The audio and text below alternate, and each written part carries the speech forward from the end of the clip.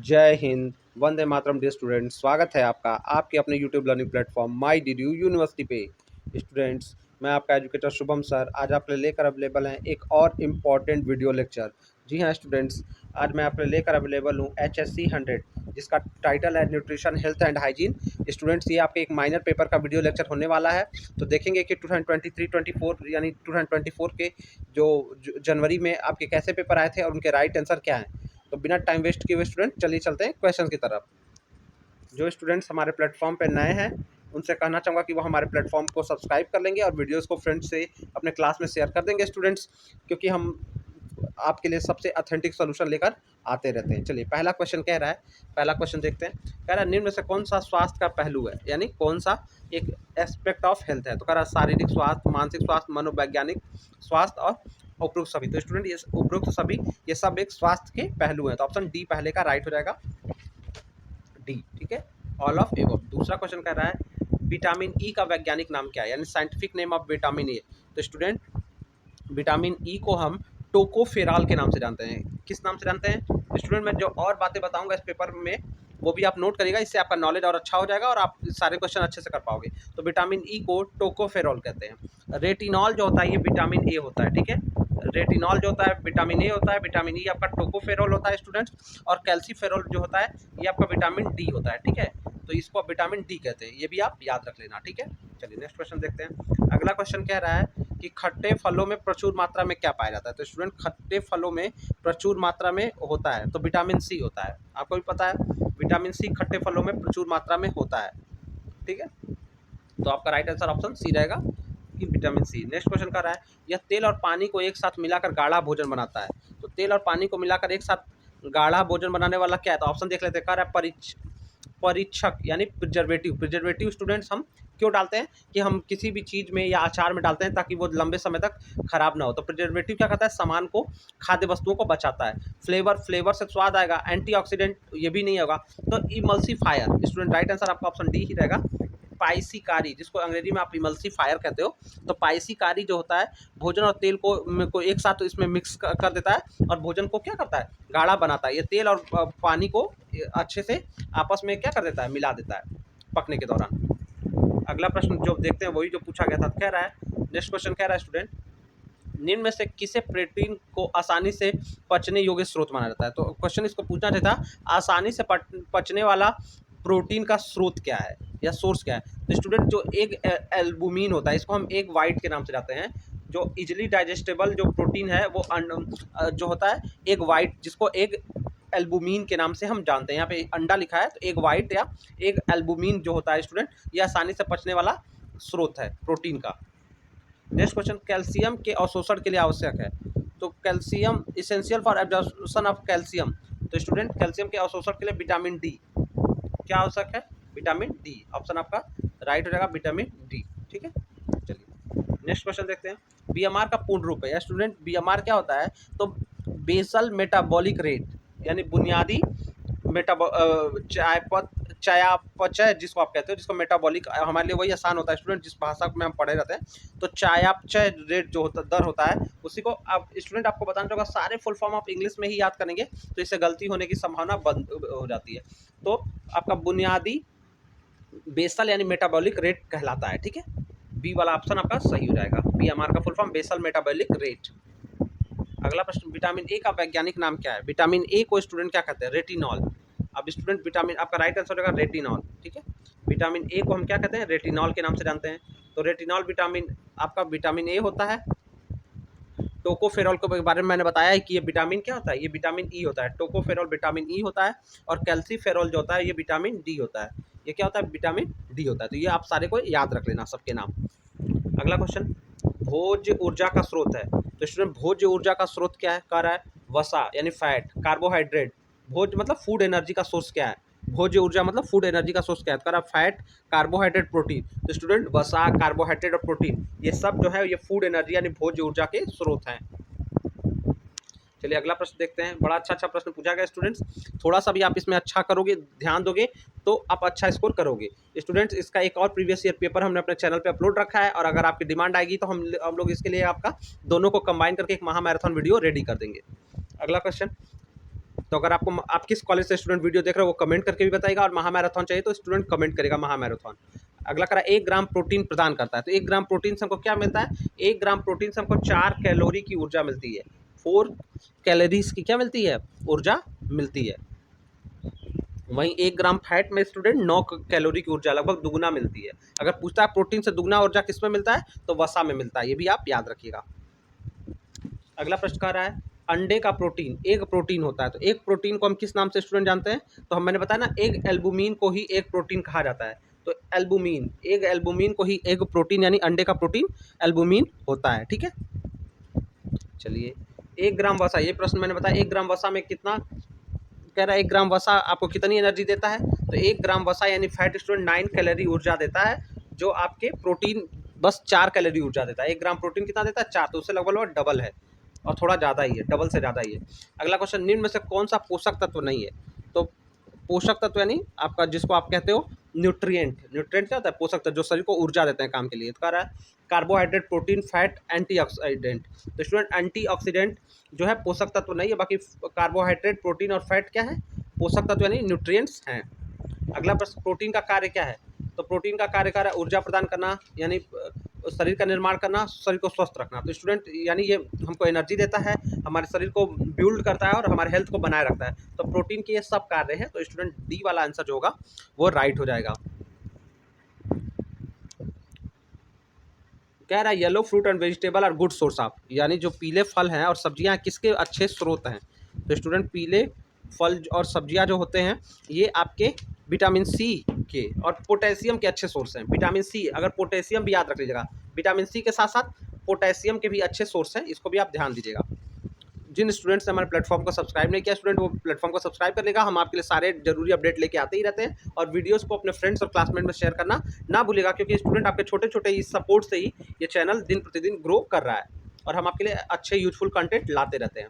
अगला क्वेश्चन कर रहा है which of the following disease comes under PEM. तो आप पीईएम के अंदर कौन कौन से डिजीज आते हैं स्टूडेंट? ठीक है, ये पूछना चाह रहा है। ठीक है, तो स्टूडेंट पीईएम के अंदर जो आपका होता है क्वाशरकोर और मारास्मस, ये दोनों डिजीज जो होते हैं पीईएम कैटेगरी के अंदर ही आते हैं। तो ऑप्शन आपका सी सही रहेगा, both A and B. RDA का पूर्ण रूप है स्टूडेंट, फुल फॉर्म खूब पूछा गया है, तो थोड़ा अच्छे से ध्यान दीजिएगा।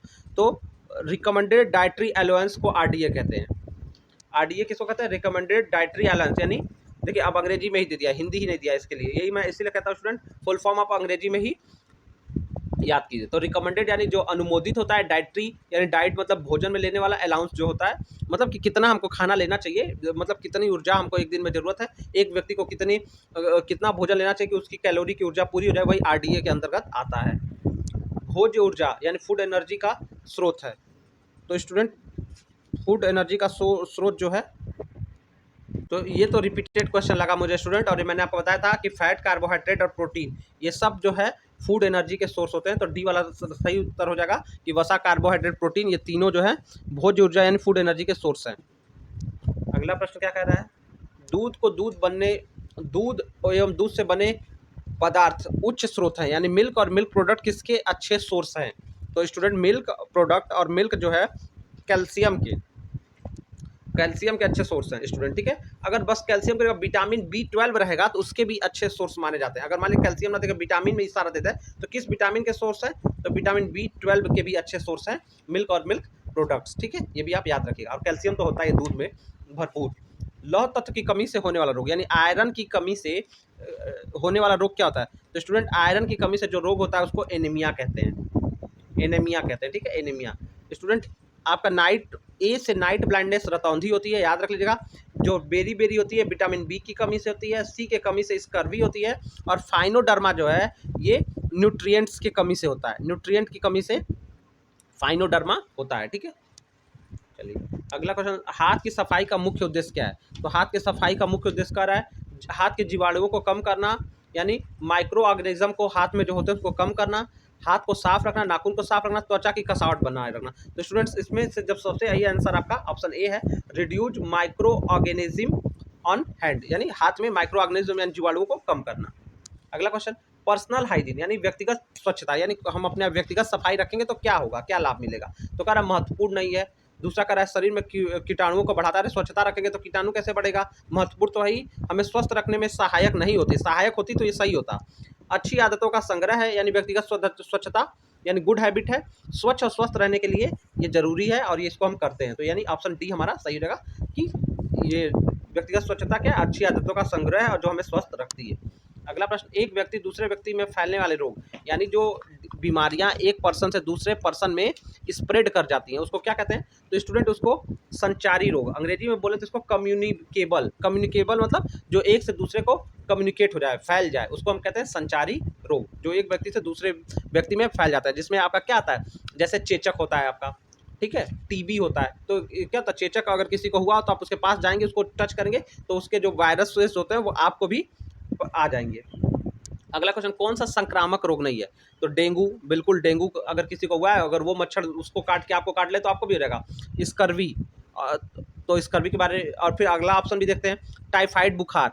तो स्टूडेंट टाइफाइड बुखार भी होता है, वायरल फीवर होता है ये भी, यानी एक से दूसरे को होता है। घर में एक लोगों को टाइफाइड हुआ तो अगर ये वायरल होता है। और कह रहा है हुपिंग कफ, तो संक्रामक रोग इसमें से क्या नहीं, स्कर्वी, ठीक है। विटामिन सी की कमी से होने वाला ये रोग है स्कर्वी, और ये क्या है, ये इन्फेक्शियस या कम्युनिकेबल डिजीज नहीं है, संक्रामक रोग नहीं है। हुपिंग कफ भी स्टूडेंट क्या है, एक संक्रामक बीमारी है, ठीक है, जिसमें कफ आता है और कफ से ही संक्रमण फैलता है। अगला क्वेश्चन, निम्न में से कौन सा संक्रामक रोग है। अब इसमें से भी कौन सा कम्युनिकेबल डिजीज है। चेचक, कैंसर नहीं, कैंसर एक व्यक्ति से दूसरे व्यक्ति को खाने से नहीं होगा, हार्ट अटैक नहीं होगा, एलर्जी नहीं होगा। तो चेचक जो होता है ये क्या होता है, संक्रामक रोग है। बाकी कैंसर, हार्ट अटैक और एलर्जी क्या होता है स्टूडेंट, ये संक्रामक नहीं है, ये एक से दूसरे को नहीं फैलेंगी, लेकिन चेचक फैलेगा, जो जैसा कि मैंने पहले ही आपको बताया। विटामिन B1 को हम किस नाम से जानते हैं। तो स्टूडेंट विटामिन के नाम, आप पूरे विटामिन के तक के नाम थोड़ा अच्छे से देख के जाएंगे तो आपको 3-4 क्वेश्चन श्योर हो सकते हैं।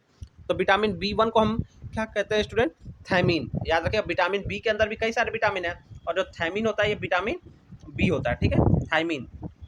जबकि राइबोफ्लोमिन जो होता है स्टूडेंट, जिसको आपका ऑप्शन ए है राइबोफ्लोमिन, तो राइबोफ्लोमिन स्टूडेंट किसके वजह होता है, विटामिन B2 होता है, ये विटामिन B2 है, और जो कि B1 थायमीन है, ठीक है, और एस्कॉर्बिक एसिड ये विटामिन सी है, ठीक है। अगला क्वेश्चन, निम्न में से जल जनित रोग यानी वाटर की, मतलब वाटर के संक्रमण से यानी पानी के गंदगी से होने वाला रोग कौन है, यानी पानी से फैलने वाला रोग कौन है। तो स्टूडेंट हेपेटाइटिस और टाइफाइड, ये दोनों पानी, खराब पानी से फैलने वाले रोग हैं, ठीक है। तो ऑप्शन सी, ए और बी दोनों हो जाएगा, ठीक है। तो ये क्या है, जल जनित रोग हैं, ठीक है, पानी से। तो टाइफाइड, डायरिया, टाइफाइड ये सब पानी से फैलने वाले रोग हैं। प्रोटीन बना देता है, प्रोटीन बना देता नहीं, बना होता है, ठीक है। ये मेड अप ऑफ मतलब होता है, बना देता नहीं, बना होता है होना चाहिए, ठीक है। तो प्रोटीन किससे बना होता है student, amino acid, option B आपका राइट हो जाएगा, अमीनो एसिड से बना होता है। अगला प्रश्न, वसा में घुलनशील विटामिन क्या है। तो स्टूडेंट इसको याद कर लीजिएगा ट्रिक से, विटामिन ए, डी, ई और के, ये चारों वसा यानी फैट में घुलनशील होते हैं, सॉल्युबल होते हैं। फैट सॉल्युबल विटामिन क्या है, ए, डी, ई, के, ठीक है, ये आपके फैट सॉल्युबल है। तो हमारा ऑप्शन देख लेते हैं, तो ऑप्शन ई जो है, ए, डी, ई, तो ये तो तीनों है ही, और इसके साथ साथ एक और विटामिन आता है जिसको के कहते हैं, ये भी फैट में यानी वसा में घुलनशील होता है। तो यहाँ राइट आंसर हो जाएगा डी, उपरोक्त सभी। अगला प्रश्न, दूध, अंडा और मांस अच्छे स्रोत हैं। तो दूध, अंडा और मांस किसके अच्छे स्रोत है स्टूडेंट, प्रोटीन के, कार्बोहाइड्रेट के नहीं, वसा के नहीं, ऑप्शन सी सही है, प्रोटीन के अच्छे सोर्स हैं, ठीक है। दालें भी अच्छी सोर्स हैं प्रोटीन की, ये भी याद रखिएगा।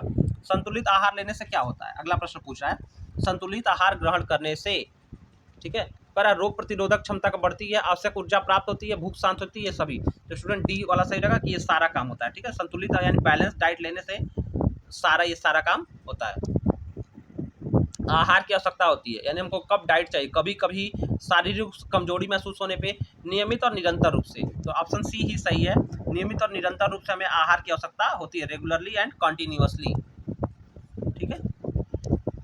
अगला प्रश्न, संतुलित आहार में आवश्यक मात्रा में विद्यमान होते हैं, यानी संतुलित आहार में आवश्यक मात्रा में क्या होता है। तो कह रहा है खनिज, लवण, विटामिन, वसा तथा कार्बोहाइड्रेट, प्रोटीन, ये सब। तो स्टूडेंट इसको इसीलिए कहा जाता है बैलेंस डाइट, जिसमें सब कुछ हो, तो इसमें वसा, खनिज, लवण, प्रोटीन, मिनरल सब मिलेगा आपको। ऐसा भोजन, ऐसी भोजन की थाली जिसमें शरीर को जरूरी विटामिन, मिनरल सब कुछ मिल जाए, तो उसी को संतुलित आहार कहते हैं। तो ऑप्शन डी सही रहेगा कि उपयुक्त सभी। पोषक तत्व तो मुख्य रूप से होता है, क्या होता है, शरीर को ऊर्जा प्रदान करता है, शरीर की वृद्धि और विकास में सहायक, शरीर को विभिन्न क्रियाओं में नियंत्रित करता है, ये सभी। तो स्टूडेंट, जो न्यूट्रिएंट होते हैं वो शरीर को ऊर्जा देते हैं, काम करने योग्य बनाते हैं, हमारे लिए बहुत जरूरी होते हैं। तो ऑप्शन डी वाला राइट रहेगा कि ऊर्जा देते हैं, शरीर की वृद्धि विकास में सहायक है और विभिन्न क्रियाओं को नियंत्रित करते हैं, ये सारे सही हो रहेंगे। अगला प्रश्न पूछ रहा है, संतुलित आहार मनुष्य को कैसा पोषण प्रदान करता है। तो संतुलित आहार लेने से क्या होता है, स्वस्थ, उत्तम, सुपाच्य। अगर ऑप्शन डी रहे स्टूडेंट उपयुक्त सभी, तो सभी हो जाएगा, और इसमें से एक चुने तो संतुलित आहार कैसा पोषण देता है, स्वस्थ पोषण देता है, जिससे व्यक्ति स्वस्थ रहता है। संतुलित आहार लेने से व्यक्ति क्या रहता है, स्वस्थ रहता है। तो ये कैसा पोषण, स्वस्थ देता है। अगर इसमें बार बार बता रहा हूँ स्टूडेंट, अगर इसमें ऑप्शन डी में रहे उपयुक्त सभी, तो उपयुक्त सभी सही हो जाएगा। निम्न में से किसे सुरक्षात्मक पोषक तत्व के रूप में जाना जाता है, यानी प्रोटेक्टिव न्यूट्रिएंट के रूप में किसे जाना जाता है। तो स्टूडेंट, जो विटामिन और मिनरल दोनों को प्रोटेक्टिव न्यूट्रिएंट यानी सुरक्षात्मक पोषक तत्व के रूप में हम जानते हैं। तो विटामिन को भी जानते हैं और मिनरल्स को भी जानते हैं, तो ये दोनों हमारे सही रहेंगे, विटामिन और मिनरल्स। ठीक है, ये भी याद करने का नहीं मतलब है, दोनों याद रखना है कि विटामिन और मिनरल दोनों आते हैं इसमें। दूध से बने पदार्थ कौन है, खोया, पनीर, दही, तो सब तो दूध से ही बना है, तो ऑप्शन डी हो जाएगा, ऑल ऑफ दीज। कार्बोहाइड्रेट किन तत्वों से मिलकर बना होता है। तो स्टूडेंट, कार्बोहाइड्रेट, अगर थोड़ा भी साइंस है तो कार्बन और हाइड्रोजन और ऑक्सीजन से आप पहचान लेंगे, नाम से कार्बो में कार्बन, हाइड्रोजन और ऑक्सीजन होता है। ठीक है, तो ऑप्शन सी सही रहेगा, कार्बन, हाइड्रोजन और ऑक्सीजन मिलकर कार्बोहाइड्रेट बनता है शरीर के लिए जो आवश्यक है। पेक्टिन पाया जाता है, तो स्टूडेंट पेक्टिन किस में पाया जाता है, कह रहा है पके हुए दूध में, घी में, दाल में, चावल में। तो स्टूडेंट, पेक्टिन हर तरह के पौधे में पाया जाता है और खास करके फलों में पाया जाता है। ठीक है, तो यहाँ पे पके हुए फल हमारे उत्तर सही रहेंगे। ठीक है स्टूडेंट, खास करके जेली फ्रूट्स में, जिसमें जेल्स, जिस मतलब जिस फलों के गुदों से जेल बनाया जा सकता है, उसमें पेक्टिन ज़्यादा पाया जाता है। अगला क्वेश्चन, निम्न में से कौन सा जो है अस्वास्थ्यकर आदत है, यानी अनहेल्दी हैबिट क्या है। भोजन बांट कर खाना, दिन में 2 बार नहाना, उबाल कर पानी पीना, बिन धोए हाथों को खाना। तो स्टूडेंट, बाकी तो सब अच्छी आदतें हैं, लेकिन बिना हाथ धोए खाना खाना तो एक गंदी आदत है। और कौन कौन करता है गंदी आदत, कमेंट करके बताइएगा, कौन बिना हाथ धोए खाना खा लेता है, धुले। अगला क्वेश्चन, निम्न में से कौन सा जीवाणु जनित रोग है, यानी बैक्टीरियल डिजीज, यानी बैक्टीरिया से फैलने वाला डिजीज कौन है। तो स्टूडेंट, वायरस से फैलने वाला डिजीज और बैक्टीरिया से फैलने वाला डिजीज भी आप याद कर लीजिएगा, और इसी क्वेश्चन में आपको बहुत सारा समझ में आ जाएगा। तो स्टूडेंट, एड्स जो होता है ये वायरस से फैलता है, ये भी वी यानी वायरस, डेंगू भी वायरस, और मीजल्स यानी खसरा ये भी वायरस से फैलता है। लेकिन कॉलरा किससे फैलता है, ये गंदे पानी से फैलता है। और बैक्टीरिया, जो कॉलरा को फैलाने वाला बैक्टीरिया होता है स्टूडेंट, वो इसको हम क्या कहते हैं, विब्रियो कोलरे। ठीक है, विब्रियो VIBRIO CHOLERAE, तो विब्रोई कोलरा नाम का जो ये वायरस, सॉरी ये बैक्टीरिया होता है, यही कालरा को फैलाता है। कालरा को हिंदी में हैजा भी बोलते हैं आप। तो ये आपका बैक्टीरिया से, बाकी जो ऊपर के सारे ऑप्शन है ये आपके वायरस से फैलते हैं, एड्स, डेंगू और मीजल्स, खसरा। संक्रामक रोग का मुख्य कारण है, कैसे संक्रामक रोग का मुख्य कारण क्या है, यानी कह रहा है संदूषित यानी प्रदूषित हवा, संदूषित भोजन, अस्वस्थ स्थिति, तो ये सब संक्रामक रोग इससे फैलेंगे, उपयुक्त सही। यानी अगर आप कमजोर रहेंगे, आपका इम्यूनिटी स्ट्रांग नहीं रहेगा, तो भी आपको रोग जल्दी पकड़ लेगा, और बाकी खराब भोजन, खराब हवा में रहेंगे तो भी आपको बीमार पड़ेंगे। संक्रामक रोग हवा से ही फैलते हैं। किस खाद्य पदार्थ में प्रोटीन होता है, शहद, दूध, चीनी, आलू। ये तो बार बार प्रोटीन पूछ के आपको याद करा दिया होगा कि दूध में प्रोटीन सबसे ज़्यादा होता है, और ये सब तो आप जानते ही होंगे। दूध में और दालों में भी प्रोटीन रहता है, ये भी तो आपको जानना चाहिए। निम्न में से कौन सा आयरन का अच्छा स्रोत है। तो स्टूडेंट, आलू, टमाटर, चुकंदर में आयरन नहीं है, बाकी हरी सब्जियों में आयरन ज़्यादा पाया जाता है, तो ऑप्शन ए आपका राइट रहेगा, हरी सब्जियाँ। अगला क्वेश्चन, आयोडीन की कमी से कौन सा रोग होता है। तो घींगा, जिसको गोइट्रे आप कहते हैं स्टूडेंट, तो आयोडीन की कमी से गले का घींगा रोग होता है। अब ये रोग बहुत कम देखने को मिल रहा है, लेकिन पहले देखना गले में बड़ा सा सूजन सा हो जाता है, जिसको आप गोइट्रे कहते हैं। ठीक है, घींगा होता है आयोडीन की कमी से। निम्न में से कौन सा गैर संचारी यानी नॉन कम्युनिकेबल डिजीज है। तो ठीक है, यानी जो एक दूसरे से फैलता नहीं, तो मलेरिया फैलेगा, चेचक फैलेगा, टाइफाइड फैलेगा, लेकिन जो हार्ट डिजीज यानी हृदय का रोग होगा वो एक से दूसरे व्यक्ति को नहीं फैलता है, संचारी रोग नहीं है ये।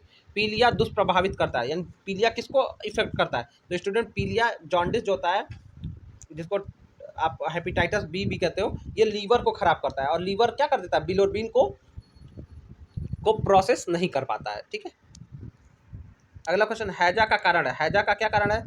तो कह रहा है हैजा मतलब क्या है? तो हैजा बैक्टीरिया से होता है, ये पहले ही क्वेश्चन में बताया। इससे पहले क्वेश्चन बताया था कि ये जीवाणु से होता है, और कॉलरा जो जिस बैक्टीरिया से फैलता है उसका नाम क्या है? विब्रियो कोलरे। इसी जीवाणु से ये कॉलरा फैलता है, जिसको आप हैजा कहते हो। ये गंदे भोजन और गंदे पानी में इसका मुख्य कारण बनते हैं, जिसमें विब्रियो कोलरे पनप जाते हैं। नेक्स्ट क्वेश्चन भी बढ़ चलते हैं। अगला क्वेश्चन कर रहा है निम्नलिखित में से विटामिन कौन सा है? तो फोलिक एसिड नहीं, ग्लूटामिक एसिड नहीं, लिलोनिक एसिड जो होता है स्टूडेंट, इसको विटामिन भी कहते हैं। ठीक है, अब लाइलोनिक एसिड जो होता है ये कौन सा विटामिन होता है? तो ये आपको बता दूं, ये विटामिन एफ होता है। क्या होता है? विटामिन एफ होता है। ठीक है, ये विटामिन एफ होता है। बाकी स्टूडेंट साइट्रिक एसिड लिखा है। अगर साइट्रिक एसिड जो खट्टे फलों में पाया जाता है, साथ ही साथ इसमें एस्कॉर्बिक एसिड भी पाया जाता है खट्टे फलों में। तो अगर एस्कॉर्बिक एसिड होता है वो विटामिन सी होता है, लेकिन साइट्रिक एसिड को विटामिन सी हम नहीं कह सकते हैं कि ये पूरा विटामिन सी होता है। ठीक है, तो यहाँ पे लाइलोनिक एसिड हमारा उत्तर सही है कि ये विटामिन भी है, और ये कौन सा विटामिन है? तो विटामिन एफ है। स्टूडेंट लाइलोनिक एसिड में दो तरह की चीज़ें पाई जाती हैं, जिसको हम क्या कहते हैं?